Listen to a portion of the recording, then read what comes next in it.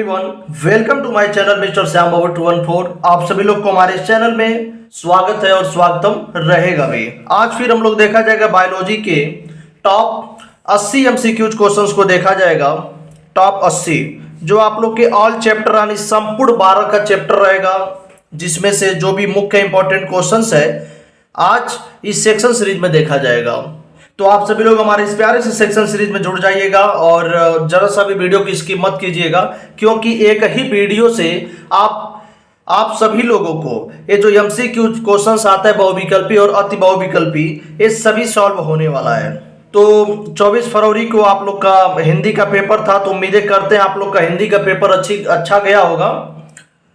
तो आप लोग जरूर कमेंट बॉक्स में बताइएगा कि हिंदी का पेपर में आप लोग का कितना परसेंट अच्छा गया है 100% में से, और कितना नहीं गया, क्योंकि पेपर देखा गया बहुत इजी फॉर्म में आया था। तो आप सभी लोग कमेंट बॉक्स में जरूर बताइएगा कि आप लोग का हिंदी का पेपर कैसा गया है, क्योंकि 24 फरवरी के रात में लाइव स्ट्रीम आने की कोशिश किया गया था, लेकिन कुछ टेक्निकल इशू की वजह से लाइव स्ट्रीम नहीं आ पाया गया। तो चलिए कोई बात नहीं, आप सभी लोग बताइएगा, कमेंट बॉक्स में जरूर कमेंट कीजिएगा कि आप लोग का हिंदी का पेपर कैसा गया है और कितना नंबर कम से कम कितना स्कोर हो जा रहा है हिंदी के पेपर में। तो आप सभी लोग कमेंट बॉक्स में जरूर बताइएगा। तो बायोलॉजी के लास्ट तक हम लोग लाइव स्ट्रीम जुड़ने की कोशिश किया जाएगा, जिसमें से आप लोग को लाइव बताया जाएगा। तो चलिए, यदि टेक्निकल इशू नहीं आएगा फिर जुड़ा जाएगा।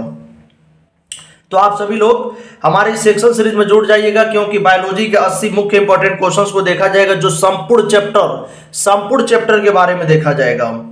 और आप लोग का बायोलॉजी का पेपर 3 मार्च को होने वाला है, तो ज्यादा दिन नहीं बचा है। तो आप लोग हमारे सेक्शन सीरीज में जुड़ जाइएगा। और इस बार आप लोग को हर एक क्वेश्चंस के प्रति 20 से 30 सेकंड दिया जाएगा, जिसमें से आप सभी लोग को इसका आंसर बताना रहेगा और बताने की कोशिश भी कीजिएगा। चलिए तो वीडियो को स्टार्ट करते हैं। सबसे प्रथम क्वेश्चन से देखा जाएगा, तो आप जरा सा भी वीडियो की स्किप मत कीजिएगा और 20 से 30 सेकंड के अंदर आप हर एक क्वेश्चन का आंसर बताते रहिएगा। तो प्रथम क्वेश्चन को देखा जाएगा, जो बहुत ज्यादा इंपॉर्टेंट है और इसमें सभी ऑल चैप्टर को देखा जाएगा बायोलॉजी का। तो प्रथम क्वेश्चन है कि बीजांड का वह स्थान जहां बीजांड वृत्त जुड़ा होता है उसे कहते हैं निभाग यानी चलाजा, नाभिका यानी हाइलम, केंद्रक और माइक्रोपाइल। 20 से 30 सेकंड के अंदर आप सभी लोग को इसका आंसर बताना है कि बीजांड का वह स्थान जहां बीजांड वृत्त जुड़ा होता है उसे क्या कहते हैं। चलिए इसका आंसर बताइए। तो इसका ख ऑप्शन राइट हो जाएगा, नाभिका यानी हाइलम बोला जाता है। नेक्स्ट दूसरे नंबर पे क्वेश्चंस को देखा जाएगा कि बहुसंगी दशा पाई जाती है। बहुसंगी दशा पाई जाती है बाह्यदल पुंज में, जयांग में, पुमंग में और दलपुंज में। चलिए इसका आंसर बताइए, किसमें बहुसंगी दशा पाई जाती है। तो इसका ग ऑप्शन राइट हो जाएगा, पुमंग में। तीसरे नंबर पे क्वेश्चंस को देखा जाएगा कि द्विनिषेचन क्रिया होती है। द्विनिषेचन क्रिया होती है शैवालों में, ब्रायोफाइट्स में, अनावृत बीजी पौधों में या आवृत बीजी पौधों में। चलिए इसका आंसर बताइए। तो द्विनिषेचन की क्रिया आप लोग के आवृत बीजी पौधों में देखी जाती है। चौथे नंबर पे क्वेश्चंस को देखा जाएगा कि भ्रूणपोष की कोशिकाएं होती हैं। भ्रूणपोष की कोशिकाएं होती है अगुणित, द्विगुणित, त्रिगुणित, चौगुणित। चलिए इसका आंसर बताइए। तो भ्रूणपोष की कोशिकाएं त्रिगुणित होती हैं, यानी गो ऑप्शन राइट हो जाएगा।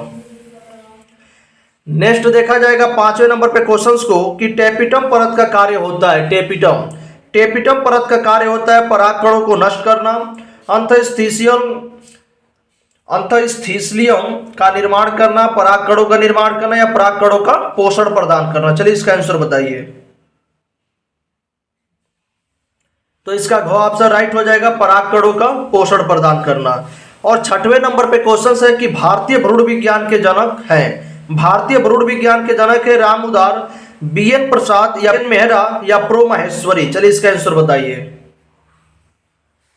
तो इसका घ ऑप्शन राइट हो जाएगा, प्रो माहेश्वरी। चलिए नेक्स्ट को देखते हैं। नंबर पे क्वेश्चंस को देखा जाएगा 7वें नंबर पे कि बहुभ्रूणता खोजी गई। बहुभ्रूणता लिवेनहॉक द्वारा, माहेश्वरी द्वारा या विंकलर द्वारा या कूपर द्वारा बहुभ्रूणता किससे खोजी गई। चलिए इसका आंसर बताइए। तो इसका राइट आंसर लिवेनहॉक द्वारा खोजा गया था। 8वें नंबर पे क्वेश्चन है कि एक प्रारूपी आवृत बीजी भ्रूणकोश में परिपक्व होने पर होता है 7 केंद्र की 8 कोष की, या 7 केंद्र की 7 कोष की, या 8 केंद्र की 7 कोष की, या 8 केंद्र की 8 कोष की। चलिए इसका आंसर बताइए कि एक प्रारूपी आवृतबीजी भ्रूणकोष परिपक्व होने पर होता है। और ये जो क्वेश्चन है बहुत ज्यादा इंपॉर्टेंट है, क्योंकि हर एक सत्र में पूछा गया है, तो इसको हाईलाइट कर लीजिएगा। तो इसका ग ऑप्शन राइट हो जाएगा, 8 केंद्र की और 7 कोष की होता है। 9वें नंबर पे क्वेश्चन है कि 200 लघु बीजाणुओं के निर्माण के लिए प्रक्रियात्मक लघु बीजाणु मात्र कोशिकाओं में कितने अर्धसूत्री विभाजन होंगे? 400 या 50, 200 या 100? चलिए इसका आंसर बताइए। तो 50 लघु बीजाणुओं के निर्माण के लिए प्रक्रियात्मक लघु बीजाणु मात्र कोशिका में कितने अर्धसूत्री विभाजन? तो 50 अर्धसूत्री विभाजन होगा। अब नेक्स्ट को देखा जाएगा 10वें नंबर पे क्वेश्चंस को कि पुष्पी पादप का कौन सा भाग अगुणित होता है?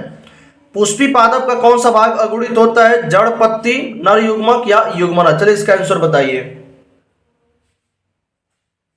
तो ग ऑप्शन राइट हो जाएगा, नर युग्मक। चलिए नेक्स्ट को देखते हैं। 11 नंबर पे क्वेश्चंस को देखा जाएगा कि एक प्रारूपिक आवृतबीजी परागकोश में लघु बीजाणुधानियों की संख्या होती है 1, 2, 3, 4। कितना होता है? इसका आंसर बताइए आप लोग। तो घ वाला ऑप्शन इसका राइट हो जाएगा। घ में क्या है? यानी 4। एक प्रारूपिक आवृतबीजी परागकोश में लघु बीजाणुधानियों की संख्या 4 होती है। 12 नंबर के क्वेश्चंस को देखा जाएगा कि स्त्री में अंतरोपण के समय भ्रूण किस अवस्था में रहता है? जब स्त्री में इम्प्लांटेशन यानी स्त्री में अंतरोपण जब होता है उसके समय भ्रूण किस अवस्था में रहता है? मेरुला, ब्लास्टूला, गैस्ट्रूला, न्यूरुला? चलिए इसका आंसर बताइए। तो इसका ख ऑप्शन राइट हो जाएगा, ब्लास्टूला। चलिए नेक्स्ट को देखते हैं। वीडियो को जरा सा भी स्किप मत कीजिएगा, क्योंकि जितना इंपॉर्टेंट क्वेश्चंस है उसी लेवल का क्वेश्चंस है कि जो आप लोग के शुरू से लास्ट तक यानी सन 1900 से ईस्वी के आसपास से या 2000 के आसपास से 24 तक जितना प्रश्न पूछा गया है बस उसी को इसमें मेंशन किया गया है। तो आप सभी लोग हमारे सेक्शन सीरीज में जुड़ करके और अच्छा से क्वेश्चंस का आंसर देते रहिए। तो चलिए नेक्स्ट देखते हैं। 13 नंबर के क्वेश्चंस को देखते हैं हम। एंड्रोजेंस स्रावित होता है, एंड्रोजेंस लीडिंग कोशिकाओं द्वारा, सर्टोली कोशिकाओं द्वारा, या स्पर्मेटिड्स द्वारा, या इनमें से कोई नहीं? चलिए इसका आंसर बताइए। तो क ऑप्शन राइट हो जाएगा, लीडिंग कोशिकाओं द्वारा। 14 नंबर पे क्वेश्चन है कि स्त्रियों में आतर्व चक्र यानी मेंस्ट्रुएशन साइकिल का सामान्यतः कितना दिन के लिए होता है? 10 से 11 दिन, 28 से 29 दिन, या 25 से 26 दिन, या 17 दिन? चलिए इसका आंसर बताइए। हर एक क्वेश्चन का आप लोग आंसर देते रहिए।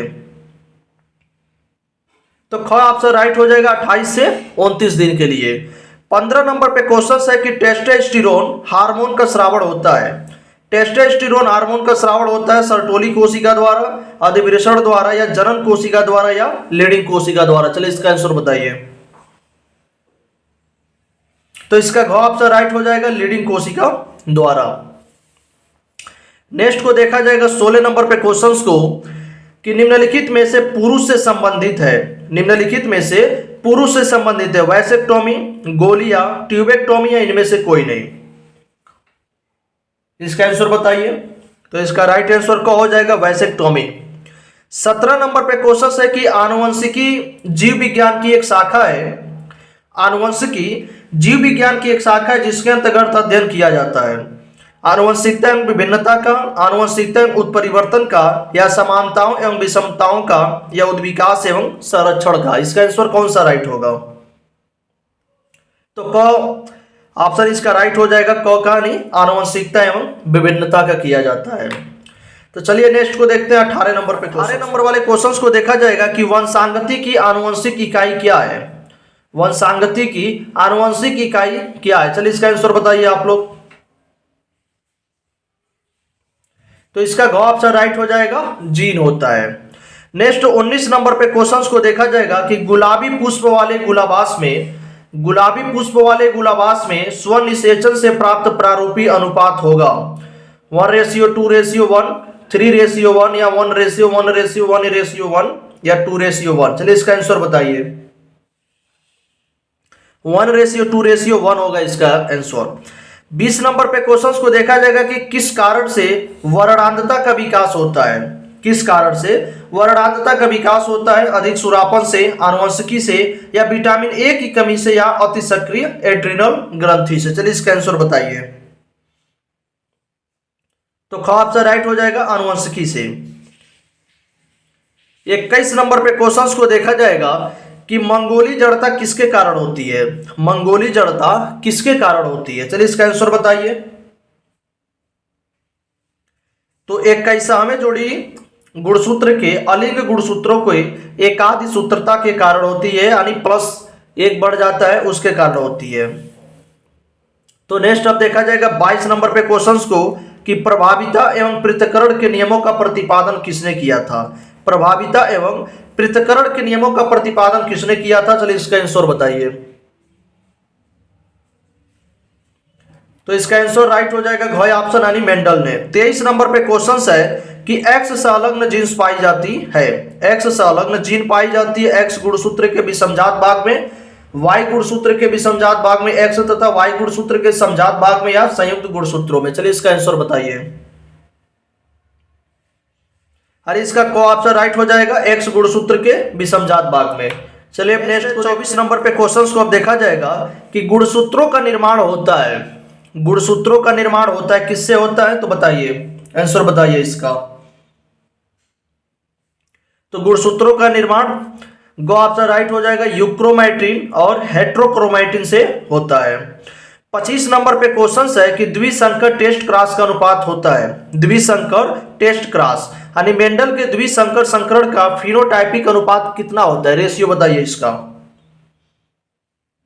तो इसका गो ऑप्शन राइट हो जाएगा यानी 9:3:3:1 होता है। 26 नंबर पे क्वेश्चंस को देखा जाएगा कि दाब कोशिका आरक्तता होती है। दाब कोशिका आरक्तता होती है अलिंगी क्रोमोसोम पर प्रभावी विशेषक के कारण, अलिंगी क्रोमोसोम पर प्रभावी विशेषक के कारण, या उत्परिवर्तन एवं बहुगुणिता के कारण, या लिंग संलग्न प्रभाव के कारण। चलिए इसका आंसर बताइए। तो इसका को ऑप्शन राइट हो जाएगा अलिंगी क्रोमोसोम पर अप्रभावी विशेषक के कारण। चलिए अब नेक्स्ट को देखते हैं। 27 नंबर पे क्वेश्चंस को देखा जाएगा। तो 27 नंबर का क्वेश्चन है कि कौन सा आनुवंशिक विकार 21वें क्रोमोसोम की त्रिसूत्रता के कारण होता है? चलिए इसका आंसर बताइए। तो इसका गो ऑप्शन राइट हो जाएगा डाउन सिंड्रोम। नेक्स्ट 28 नंबर पे क्वेश्चंस को देखा जाएगा कि मधुमक्खी में नर का विकास होता है। मधुमक्खी में नर का विकास कहां होता है? चलिए इसका आंसर बताइए। तो ख ऑप्शन राइट हो जाएगा अनिषेचित अंडों से। चलिए नेक्स्ट को देखते हैं। क्वेश्चंस को देख करके अंदाजा लग गया होगा कि कितना पावरफुल क्वेश्चंस है, क्योंकि हर एक चैप्टर को इसमें सम्मिलित करके बनाया गया, यानी ऑल चैप्टर बायोलॉजी के, यानी क्लास 12 के जितना भी चैप्टर्स होता है, हर एक चैप्टर का एमसीक्यू जो टॉप एमसीक्यूज होता है उसी को मेंशन इसमें किया गया है। तो आप सभी लोग हर एक क्वेश्चन का आंसर देते रहिएगा। लेकिन अब वीडियो में आगे बढ़ने से पहले 29 नंबर का क्वेश्चन देखने से पहले, इससे पहले आप सभी लोग हमारे इस प्यारे से चैनल को सब्सक्राइब कीजिए। हमारे इस प्यारे से चैनल को सब्सक्राइब कीजिए, फिर उसके बाद से आगे बढ़ा जाएगा। तो नेक्स्ट लेवल के क्वेश्चंस को अब देखा जाएगा, क्योंकि बहुत ज्यादा इंपॉर्टेंट होने वाला है क्वेश्चंस। क्योंकि एक ही वीडियो से आप लोग के बहुविकल्पी क्वेश्चन और अति बहुविकल्पी जो एक नंबर का दोनों आता है, इससे बाहर आ ही नहीं सकते आप लोग के 2025 बोर्ड एग्जाम में। तो आप सभी लोग हमारे सेक्शन सीरीज में जुड़ जाइए और हमारे चैनल को सब्सक्राइब कर लीजिए। नेक्स्ट 29 नंबर पे क्वेश्चन है कि क्रोमोमी गुणसूत्री विकार का उदाहरण है। क्रोमोमी, चलिए इसका आंसर बताइए। तो इसका को ऑप्शन राइट हो जाएगा टर्नर सिंड्रोम की वजह से। 30 नंबर पे क्वेश्चन है कि दात्र कोशिका आरक्तता ग्लूटामिक अम्ल के निम्नलिखित में से किस एमिनो अम्ल के प्रतिस्थापन से होता है? ग्लूटामिक के पास कौन आ जाता है? लाइसिन या मेथायोनिन या वैलिन या सेरिन। चलिए इसका आंसर बताएं, ग्लूटामिक के पास कौन आ जाता है? तो वैलिन आ जाता है, गो ऑप्शन राइट हो जाएगा। 31 नंबर पे क्वेश्चन है कि जन्मजात उपापचयी त्रुटि है। जन्मजात उपापचयी त्रुटि है। चलिए इसका आंसर बताइए। तो को ऑप्शन राइट हो जाएगा फिनाइल कीटोन्यूरिया। अब नेक्स्ट को देखा जाएगा। नेक्स्ट 32 नंबर पे क्वेश्चन है कि हरगोविंद खुराना जाने जाते हैं। हरगोविंद खुराना जाने जाते हैं प्रोटीन संश्लेषण के लिए, आरएनए संरचना की खोज के लिए, डीएनए संरचना की खोज के लिए और डीएनए लाइगेज एंजाइम की खोज के लिए। चलिए इसका आंसर बताइए। तो इसका क ऑप्शन राइट हो जाएगा, प्रोटीन संश्लेषण के लिए। नेक्स्ट 33 नंबर पे क्वेश्चन है कि संदेश वाहक आरएनए का निर्माण होता है। चलिए इसका आंसर बताइए। तो क ऑप्शन राइट हो जाएगा, केंद्रक में संदेश वाहक आरएनए का निर्माण होता है। चलिए अब नेक्स्ट 34 नंबर के क्वेश्चंस को देखा जाएगा कि आरएनए अणु में थायमीन का विस्थापन होता है, थायमीन की जगह पे क्या पाया जाता है आरएनए अणु में? 34 का आंसर बताइए। तो थायमीन की जगह पे यूरेसिल पाया जाता है आरएनए में। 35 नंबर पे डीएनए के रासायनिक चाकू है, जिसे आणविक चाकू भी कहा जाता है, आणविक कैंची भी कहा जाता है। तो डीएनए के रासायनिक चाकू कौन सा है? इसका आंसर बताइए आप लोग। तो ऑप्शन राइट हो जाएगा, एंडोन्यूक्लिएज। 36 नंबर पे क्वेश्चंस को देखा जाएगा कि प्रोटीन संश्लेषण के प्रारंभन हेतु प्रारंभिक प्रकूट है। प्रोटीन संश्लेषण की प्रक्रिया को कौन शुरू करता है? चलिए इसका आंसर बताइए। तो इसका ऑप्शन राइट हो जाएगा, AUG। अब 37 नंबर के क्वेश्चंस को देखा जाएगा कि किसने पुष्टि की है कि डीएनए एक आनुवंशिक पदार्थ है? किसने पुष्टि की है कि डीएनए एक आनुवंशिक पदार्थ है? चलिए इसका आंसर बताइए। तो इसका ऑप्शन राइट हो जाएगा, अल्फ्रेड हर्शे व मार्था चेज ने। चलिए अब नेक्स्ट वाले को देखा जाएगा 38 नंबर के क्वेश्चंस को कि ब्रह्मांड की उत्पत्ति से संबंधित जो बिग बैंग परिकल्पना है किसने प्रतिपादित की थी? 38 नंबर वाले क्वेश्चन का आंसर बताइए। तो जो बिग बैंग परिकल्पना दिया था उसका नाम है AB लेमेत्रे ने, यानी ऑप्शन राइट हो जाएगा। 29 नंबर पे क्वेश्चन है कि मिलर के प्रयोग में हाइड्रोजन, अमोनिया और मीथेन का अनुपात क्या है? ये बहुत ज्यादा इंपॉर्टेंट है क्योंकि हर एक सेक्शन में पूछा जाता है। हाइड्रोजन, अमोनिया और मीथेन में इसका अनुपात यानी रेशियो, और ये क्वेश्चन आप लोग के नीट के एग्जाम में भी आता रहता है। तो चलिए इसका आंसर बताइए। तो इसका ऑप्शन राइट हो जाएगा, 2:1:2। चलिए अब नेक्स्ट को देखते हैं। बढ़ने से पहले आप हमारे इस प्यारे से वीडियो को लाइक कर दीजिए और चैनल को सब्सक्राइब कर दीजिए। अब 40 नंबर पे क्वेश्चंस को देखा जाएगा कि पुनरावृत्ति सिद्धांत यानी रेपिटेटिव सीक्वेंस को प्रतिपादित करने वाले वैज्ञानिक का नाम है। चलिए इसका आंसर बताइए। यानी अंश हीकल थे जो पुनरावृत्ति सिद्धांत को प्रतिपादित किए थे।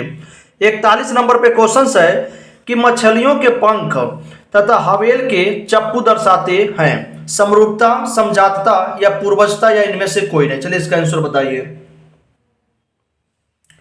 तो ऑप्शन राइट हो जाएगा, समरूपता। 42 नंबर पे क्वेश्चन है कि आकस्मिक आनुवंशिक परिवर्तन को क्या कहते हैं? तो इसका राइट आंसर उत्परिवर्तन हो जाएगा।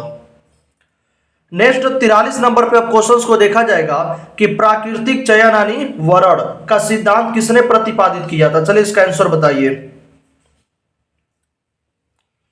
तो राइट आंसर ख हो जाएगा, डार्विन। चलिए नेक्स्ट को देखते हैं।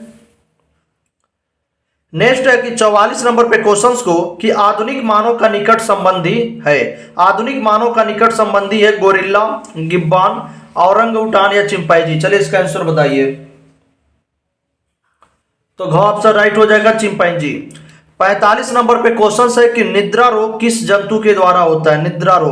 निद्रा रोग किस जंतु के द्वारा होता है? Euglena, Plasmodium, Trypanosoma, amoeba. इसका आंसर बताइए। तो ट्रिपैनोसोमा की वजह से निद्रा रोग होता है।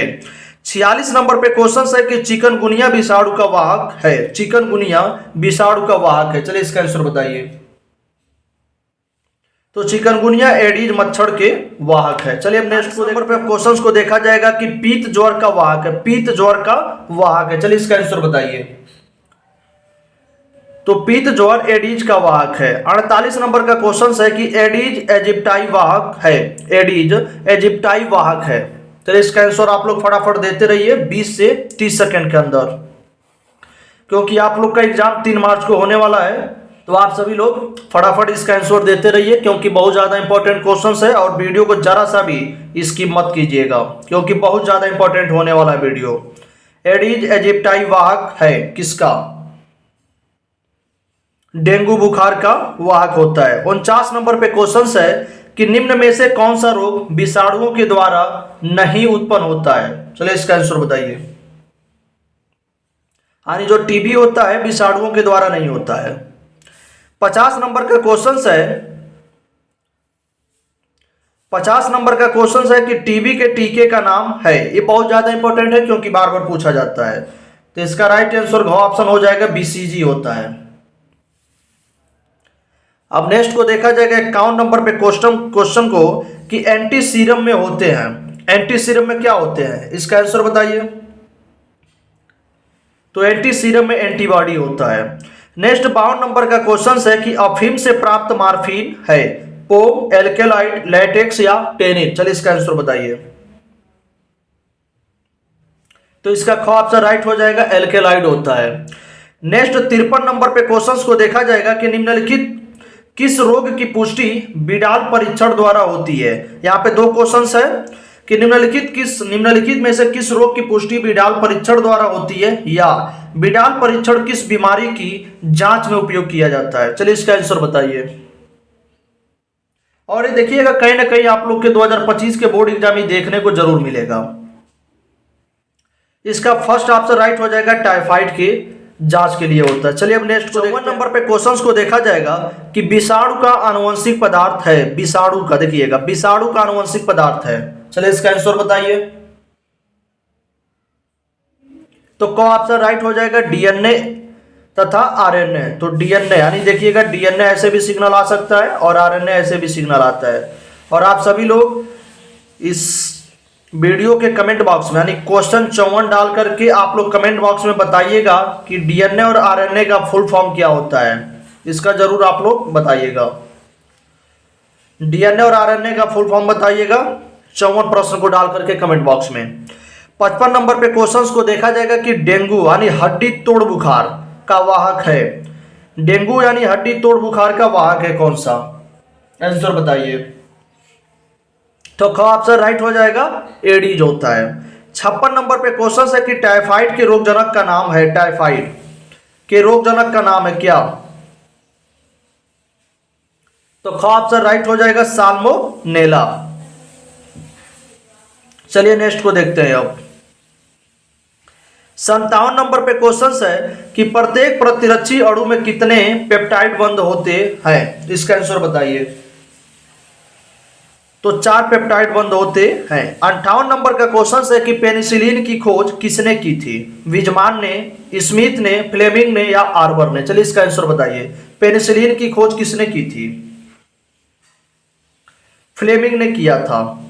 59 नंबर का क्वेश्चन है कि शर्करा से एल्कोहल का उत्पादन करने वाला कवक है। शर्करा से एल्कोहल का उत्पादन करने वाला कवक है। इसका आंसर बताइए। तो ऑप्शन राइट हो जाएगा, ईस्ट होता है। चलिए अब नेक्स्ट नंबर का क्वेश्चन है कि बीटी जीव विष किस जीवाणु द्वारा उत्पादित होता है। बैसिलस बुल्गेरिस, बैसिलस थुरिंजिएंसिस या बैसिलस सबटाइलिस या बैसिलस मेगाथेरियम। चलिए इसका आंसर बताइए। बीटी जीव विष, तो इसका ख ऑप्शन राइट हो जाएगा, बैसिलस थुरिंजिएंसिस। 61 नंबर का क्वेश्चन है कि प्रतिजैविकों को मुख्यतः प्राप्त किया जाता है। प्रतिजैविकों को मुख्यतः प्राप्त किया जाता है किससे। तो जीवाणुओं से मुख्यतः प्राप्त किया जाता है। 62 नंबर का क्वेश्चन है कि निम्नलिखित में से कौन पादपों के साथ सहजीवी संबंध स्थापित करते हैं। चलिए इसका आंसर बताइए। तो घ ऑप्शन राइट हो जाएगा इसका, को और खानी राइजोबियम माइकोराइजा दोनों होता है। चलिए अब नेक्स्ट को देखते हैं। नेक्स्ट का आप क्वेश्चन का आंसर देखते हैं। 63 नंबर का क्वेश्चन को देखते हैं कि आनुवंशिकता रूपांतरित पौधा है। आनुवंशिक रूपांतरित पौधा कौन सा है। चलिए इसका आंसर बताइए। आनुवंशिक रूपांतरित यानी बीटी के पास को ऑप्शन राइट हो जाएगा। 64 नंबर का क्वेश्चन है कि बैक्टीरिया द्वारा किण्वित फूले आटे का, देखिएगा जो बैक्टीरिया द्वारा किण्वित जो आटे फूलता है उभरा हुआ रूप कौन सी गैस बनने के कारण होता है। Oxygen, carbon dioxide, sulphur dioxide या नाइट्रोजन डाइऑक्साइड। चलिए इसका आंसर बताइए। कार्बन डाइऑक्साइड की वजह से आटा फूला हुआ दिखाई देता है। 65 नंबर पे क्वेश्चंस को देखा जाएगा, डीएनए खंडों की पहचान करते हैं। ये बहुत ज्यादा इंपॉर्टेंट क्वेश्चन है। डीएनए खंडों की पहचान करते हैं, इसका आंसर बताइए। तो ख ऑप्शन राइट हो जाएगा साधारण ब्लॉटिंग से। चलिए नेक्स्ट क्वेश्चन बहुत ज्यादा इंपॉर्टेंट होने वाला है, जो बहुत बार बार एग्जाम में आता रहता है। आगे बढ़ने से पहले कमेंट बॉक्स में प्यारा सा खूब अच्छा सा जय भीम जरूर लिख दीजिएगा। आप लोग जय भीम लिखिएगा और जो नीला दिल होता है उसे बना करके सेंड कर दीजिएगा। जय भीम कमेंट बॉक्स में एकदम भरपूर लिख दीजिए। 66 नंबर के क्वेश्चंस को देखा जाएगा कि जंतु कोशिकाओं में क्लोनिंग जो होता है उपयुक्त संवाहक, यानी जंतु कोशिकाओं में क्लोनिंग के लिए उपयुक्त संवाहक कौन सा है? चलिए इसका आंसर बताइए। यानी घ ऑप्शन राइट हो जाएगा पीवीआर 322।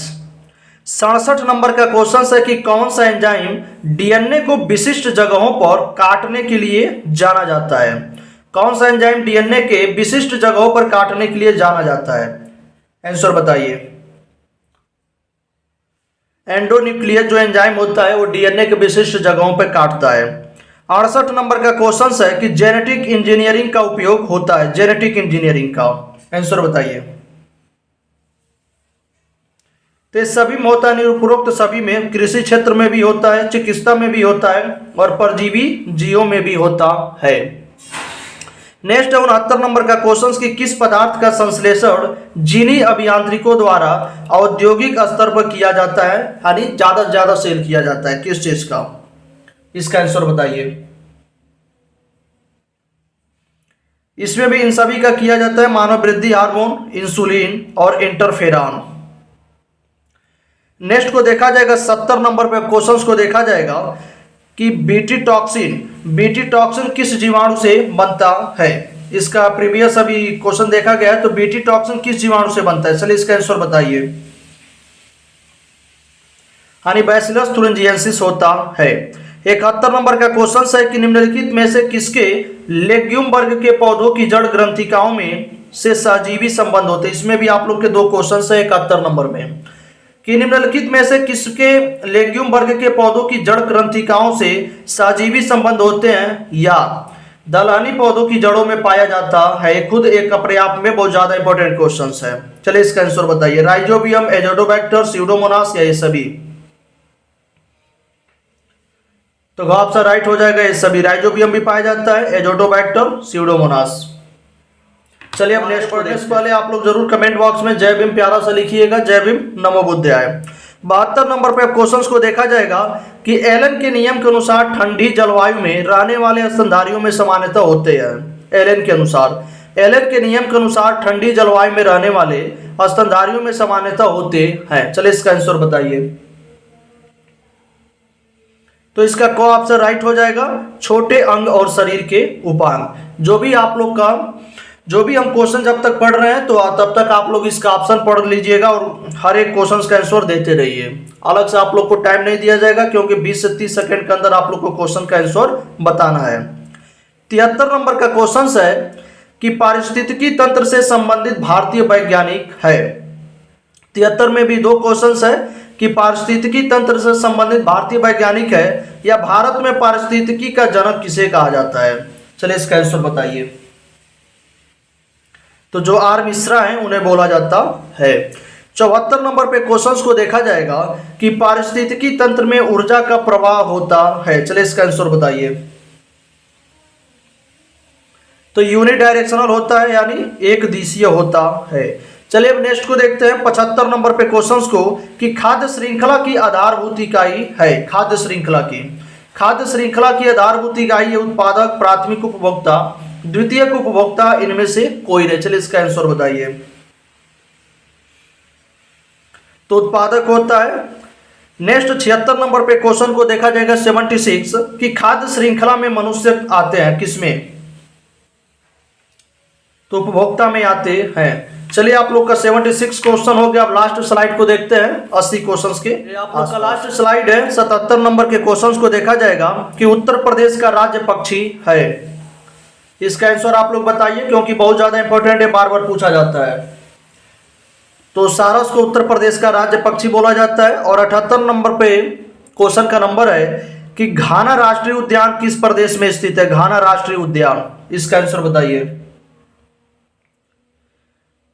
तो ग ऑप्शन राइट हो जाएगा राजस्थान। एक भी क्वेश्चंस को स्किप मत कीजिएगा क्योंकि बहुत ज्यादा इंपॉर्टेंट है, क्योंकि एक एक नंबर का जो आता है बहुविकल्पी, अति बहुविकल्पी, ये सब आप लोग इसी से सॉल्व होगा। 79 नंबर का क्वेश्चन है कि काजीरंगा राष्ट्रीय उद्यान भारत के किस राज्य में स्थित है? काजीरंगा राष्ट्रीय उद्यान, जो काजीरंगा राष्ट्रीय उद्यान है असम में स्थित है। अब 80 नंबर के क्वेश्चंस को देखा जाएगा कि घड़ियाल पुनर्वास केंद्र कुकरेल स्थित है। घड़ियाल पुनर्वास केंद्र कुकरेल स्थित है। प्रयागराज में, लखनऊ में, वाराणसी में, लखीमपुर खीरी में। चलिए इसका आंसर बताइए।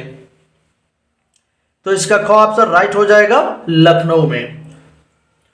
तो आप लोग जरूर बताइएगा कमेंट बॉक्स में कि आप लोग को ये वीडियो कैसा लगा और जो भी 80 MCQs आप लोग को बताया गया है वो कितना पावरफुल है। आप लोग इसके क्वेश्चंस का ही अंदाजा लगा सकते हैं, क्योंकि जो भी क्वेश्चंस आएगा आप लोग को इसी वीडियो यानी एक ही वीडियो से हर एक नंबर को प्रोवाइड हो जाएगा, दूसरा वीडियो देखने की जरूरत ही नहीं है।